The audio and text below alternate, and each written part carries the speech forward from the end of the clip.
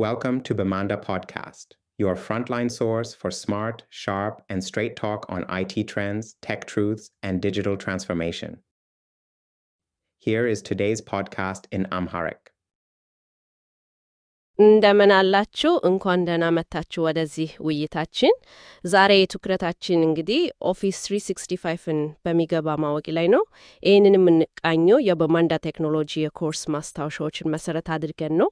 ዋናው ሀሳብ ያው ለአዲስ ሰልጣኞች በተለይ ማይክሮሶፍት 365 ምን እንደሆነና ዋና ክፍሎችን በቀላሉ ማስረዳት ነው።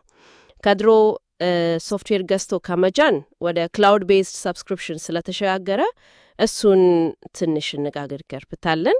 እሺ ለመጀመሪያ ያህል ማይክሮሶፍት 365 ስንል በትክክል ምንድን ነው? ጥሩ ጥያቄ ነው። ማይክሮሶፍት 365 በዋናነት በክላውድ ላይ የተመሰረተ የተባበረ መድረክ ነው። ክላውድ ቤዝድ ኮላቦሬሽን ፕላትፎርም የምንለው ግን ዝም ብሎ የመተግበሪያዎች ስብስብ ብቻ አይደለም። ምን መሰለሽ፣ ልክ እንደ አንድ ሙሉ ስነ ምህዳር ኢኮሲስተም ነው። ሁሉም መሳሪያዎች አብሮ እንዲሰሩ እንዲናበቡ ተደርጎ የተሰሩበት ዋና ዓላማው እንግዲህ ምርታማነትን፣ ትብብርን እና ደህንነትን ማሳደግ ነው። ስነ ምህዳር ስትል ትንሽ ማለት ክፍሎቹ ይገናኛሉ ያልከኝ ነው? አዎ በትክክል የተለያዩ ክፍሎቹ ኢሜይል፣ ፋይል ማከማቻ፣ ቻት፣ እነዚህ ሁሉ እርስ በርስ የተያዙ ናቸው። እና ደግሞ ሶፍትዌር አዘ ሰርቪስ ሳስ ነው። ያ ማለት በየጊዜው ይሻሻላል። ልክ ነሽ። ሁልጊዜ የቅርብ ጊዜውን ስሪት ነው የምናገኘው። እኛ ራሳችን አፕዴት ማድረግ ምናምን የለብንም። ከቀደሞ ኦፊስ 365 የተሻሻለ ነው ይሄኛው። በጣም ግልጽ ነው። እሺ ታዲያ ዋና ክፍሎቹ ምንድን ናቸው? ለጀማሪዎች የትኛዎቹ ላይ ነው ትኩረት ማድረግ ያለብን? ብዙ ክፍሎች አሉት፣ ግን ያው ለጀማሪዎች መሰረታዊ የሆኑት አንደኛ ኮር አፕሊኬሽንስ የምንላቸው ወይም ኦፊስ ስዊት። ይሄ እንደ ወርድ፣ ኤክሴል፣ ፓወርፖይንት፣ አውትሉክ ያው የምናውቃቸው ናቸው። አዎ እነሱም ይታወቃሉ። ሁለተኛ ደግሞ ለትብብር እና ግንኙነት በጣም ቁልፍ የሆኑት ቲምስ፣ ሼርፖይንት እና ዋን ድራይቭ አሉ። ከዛ ውጪ እንደነ ፕላነር ያሉ ለታስክ ማኔጅመንት፣ ለደህንነት እንደነ ዲፌንደር ያለ ይቀጥላል። ፓወር ፕላትፎርም የሚባልም አለ። እሺ እስኪ ከነዚህ ለትብብር ከጠቀስካቸው እንጀምር። አውትሉክ፣ ኤክስቼንጅ ኦንላይን ይሄ ለኢሜይል ነው አይደል? አዎ ኢሜይል፣ ካላንደር እና ኮንታክት ማድራጃ ነው። ዋና ጥቅሙ ግን ያው በክላውድ ላይ መሆኑ እና ከየትኛውም መሳሪያ መጠቀም መቻላችን ነው። ከየትኛውም ስል ከዴስክቶፕ ዌብ ብራውዘር ላይ ወይም ከሞባይል እና ደግሞ ከአዙር አክቲቭ ዳይሬክተሪ አዙር ኤዲ ጋር ሙሉ በሙሉ የተዋሃደ ነው። አንድ ጊዜ ሎጊን ካደረግን ለተለያዩ ማይክሮሶፍት አገልግሎቶች ያንኑ መጠቀም እንችላለን። ስራ ያቀላል ማለት ነው። በጣም ደህንነትንም ያጠናክራል። በጣም ጥሩ። እስኪ ስለ OneDrive for Business ናውራው። እሱ ምንድን ነው? OneDrive ልክ እንደ ግል የፋይል ማስቀመጫችን ነው። በክላውድ ላይ ፋይሎችን ደህንነቱ በተጠበቀ ሁኔታ ለማስቀመጥ፣ ለሌሎች ለማጋራት እና ከየትኛውም ቦታ ሆነን ፋይላችንን ለማግኘት ይጠቅማል። ቢሮ የጀመርኩትን ቤት መቀጠል እችላለሁ ማለት ነው። በትክክል። ፋይሎችን ደግሞ ከኮምፒውተራችን ጋር የማመሳሰል ባህሪም አለው። ስለዚህ ኦፍላይንም መስራት ይቻላል። ገባኝ። እሺ ሼርፖይንት ኦንላይን ደግሞ አለ። ይሄ ከOneDrive በምን ይለያያል? ብዙ ጊዜ ያጋጫል። እውነት ነው፣ ትንሽ ሊያመሳሰል ይችላል። ዋናው ልዩነት ምን መሰለሽ? OneDrive በዋናነት ለግል የሥራ ፋይሎቻችን ነው። ሼርፖይንት ግን ለቡድን ሥራ እና ለድርጅቱ የጋራ ይዘቶች ነው። ለቡድን ሥራ?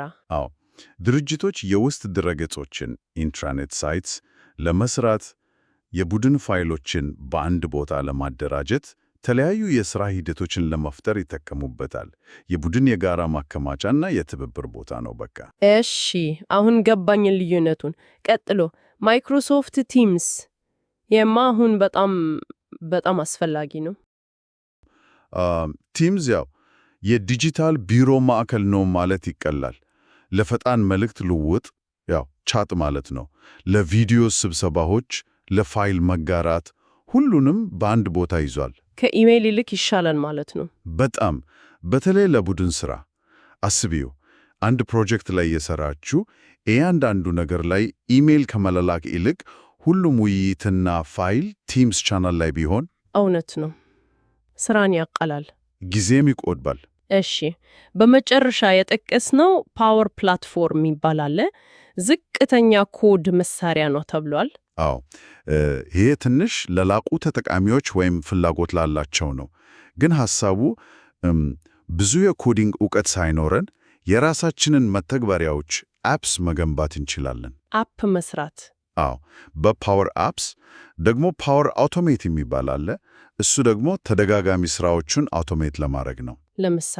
ለምሳሌ ኢሜይል ሲመጣልን አታችሜንቱን አውርዶ ፋይል ውስጥ ማስቀመጥ፣ ወይም የሆነ ፎርም ሲሞላ አውቶማቲክ የሆነ ነገር እንዲፈጠር ማድረግ። ፓወር ቢአይ ለዳታ ትንተና፣ ፓወር ቨርቹዋል ኤጀንትስ ቻትቦት ለመስራት እያለ ይሄዳል። ዋው፣ ይህ በጣም አሪፍ ነው። እነዚህን ሁሉ አገልግሎቶች ማስተዳደርስ እንዴት ነው?